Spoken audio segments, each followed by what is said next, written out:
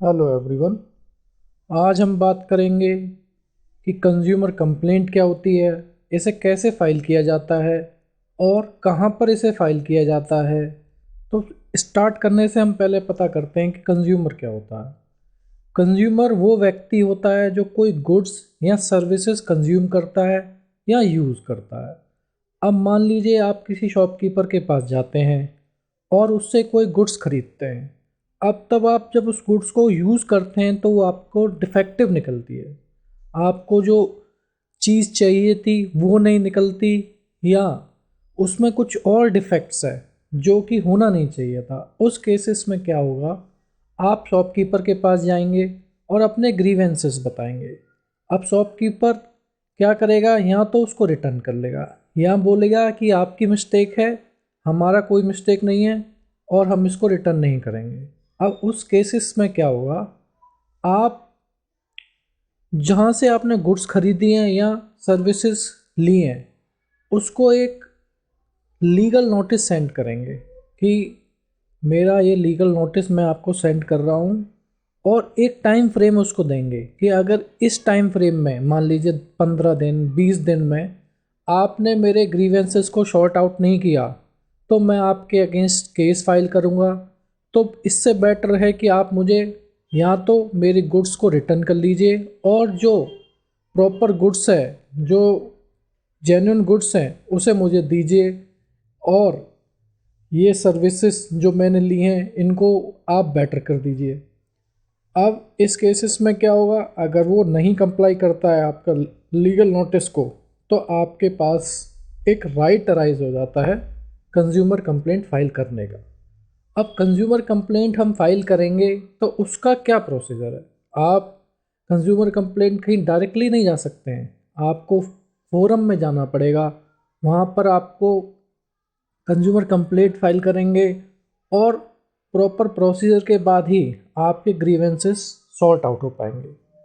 तो मैं आपको बता देता हूँ कि कंज्यूमर फोरम हमारे इंडियन सेटिंग्स में कितने टाइप्स की होती हैं और इनका कैसे जुरिडिक्शन डिसाइड होता है। तो बेसिकली हमारे इंडियन सिस्टम में जो कंज्यूमर फोरम्स हैं वो 3 टियर सिस्टम्स में डिस्ट्रीब्यूट किया गया है। सबसे छोटा सिस्टम है district consumer forum. District consumer forum जो होगी उसका जुरिडिक्शन 1 करोड़ रुपए तक का होगा। आपने कोई चीज़ खरीदी 1 रुपये से, और 1 करोड़ रुपए तक की अगर आपने वो चीज़ खरीदी है और आपको कोई प्रॉब्लम हुई है, कोई ग्रीवेंस हुआ है, तो आप कंज्यूमर फोरम में जाएंगे। और किस कंज्यूमर फोरम में जाएंगे, डिस्ट्रिक्ट कंज्यूमर फोरम में जाएंगे। और डिस्ट्रिक्ट कंज्यूमर फोरम आपका केस सुनने के बाद आपके फेवर में एक डिसीजन पास करेगी। अगर आपके फेवर में फैक्ट्स हैं और आपको जेन्युइनली ग्रीवेंस हुआ है तो। अब सेकंड टियर है state consumer forum.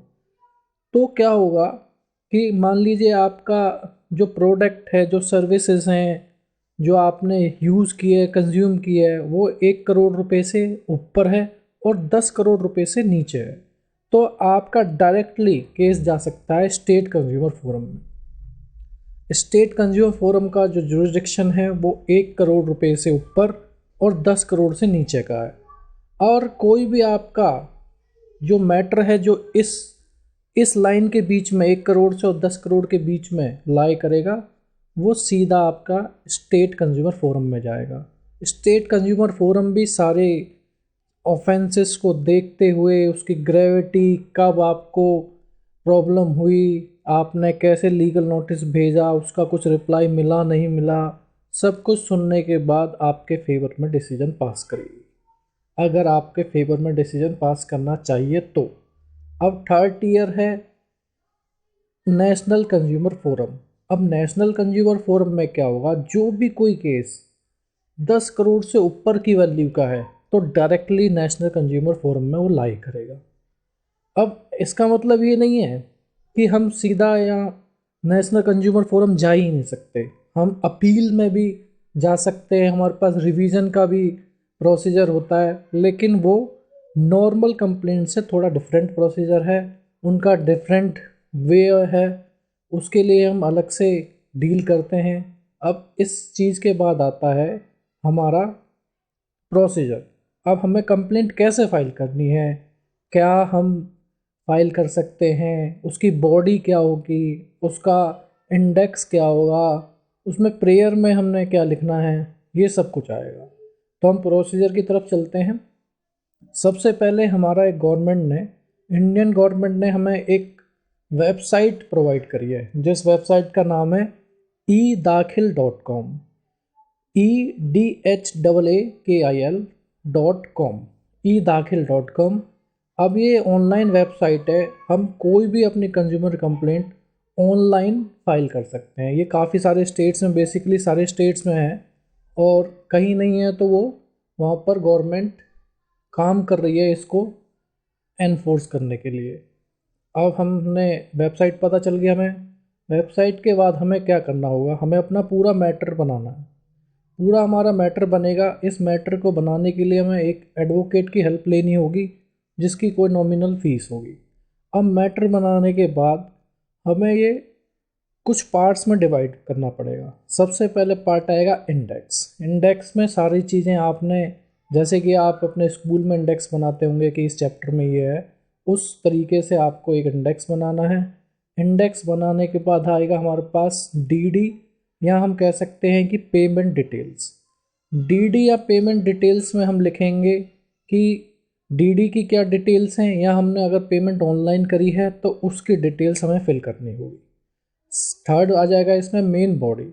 Main body में हमें कंप्लेंट, हमने कैसे ग्रीवेंस हुआ, और हमने कैसे अपनी लीगल नोटिस भेजा, क्या प्रॉब्लम थी, सब कुछ लिखने के बाद उसमें आएगा आपका प्रेयर। अब इसके बाद आ जाएगा list of dates and events. ये सबसे इम्पोर्टेंट मैटर है, क्योंकि ये आपका क्रक्स प्रोवाइड करेगा जज को। इसमें हमें लिखना है कि हमें कब पहली बार ग्रीवेंस हुआ, कब हमने लीगल नोटिस भेजा, कब उनका रिप्लाई आया, और कब हमने कोई और भी जो इससे रिलेटेड मैटर है उसकी डेट्स प्रोवाइड करनी है, ताकि कंसाइजली डिटेल पढ़ने वाले को मिल सके और वो ईज़िली शॉर्ट आउट कर सके कि ग्रीवेंस क्या है और क्या हम इसमें चाहते हैं, रिड्रेस क्या करना चाहते हैं। ये हो गया। इसके बाद हमारा आ जाएगा एनेक्सर्स। अब अगर हमें कोई प्रॉब्लम हुई है तो उसके रिलेटेड हमने क्या किया होगा, हमारे पास कोई डॉक्यूमेंट्स होंगे, कोई लीगल नोटिस जो भेजा है वो होगा, अगर कोई रिप्लाई आया है तो वो होगा। तो इन सबको हमें एनेक्स करना है। सारे डॉक्यूमेंट्स को हमें ओरिजिनल ही लगाने पड़ेंगे, जो जो हमने हमारे पास हैं, जो हमने रिसीव किए हैं, ये सारे हमको उसमें लगाने पड़ेंगे। लगाने के बाद इनको इंडिविजुअली, ये 5 पार्ट हो गए जैसे मैंने आपको बताया। पहला पार्ट था हमारा इंडेक्स, सेकंड पार्ट था हमारा डीडी डिटेल्स और पेमेंट डिटेल्स, थर्ड पार्ट था हमारा मेन बॉडी, बॉडी में सारा चीज़ें आएंगी, फोर्थ पार्ट है हमारा list of dates and events, and fifth part है हमारा एनेक्सर्स। ये सारे के सारे हमें इंडिविजुअली कर कर अपलोड करने होंगे। अपलोड करने के बाद हमें सबमिट करना है। सबमिट करने से पहले हमें एक प्रीव्यू का ऑप्शन आएगा।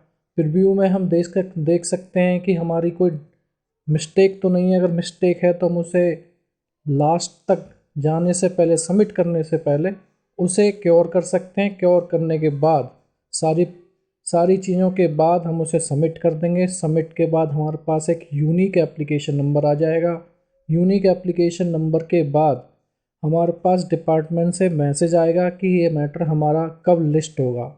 अगर कोई ऑब्जेक्शन होता है डिपार्टमेंट की तरफ से तो उसका भी मैसेज आएगा, और उसे हम शॉर्ट आउट करके द्वारा फाइल कर सकते हैं। फाइल करने के बाद हमारा लास्टली सबमिट हो जाएगा और हमारे को एक डेट मिल जाएगी। अब डेट से पहले हमें फिजिकली एक सारी कॉपी जो हमने बनाई है, अब क्या था, हमने जो इंडिविजुअली बनाई है उनको कलेक्टिवली हमें सबमिट करना पड़ेगा। अब जितनी भी आपकी पार्टीज़ होंगी उसके अकॉर्डिंग हमें कॉपीज़ देनी पड़ेंगी। मान लीजिए अगर अपोजिट पार्टी आपके 2 हैं तो 1+2 कॉपी जाएंगी, अगर एक है तो 1+1 कॉपी जाएगी। मीन्स एक कॉपी कोर्ट की और एक कॉपी आपकी अपोजिट काउंसिल की या अपोजिट पार्टी की कह सकते हैं। इसके अलावा हमारे पास अपील का भी प्रोविज़न होता है, रिवीजन का भी प्रोविज़न होता है, जिसके लिए अगर आप चाहते हैं तो प्लीज़ मैसेज मी, और अगर आपको ये वीडियो अच्छी लगी हो please like and subscribe it. Thank you.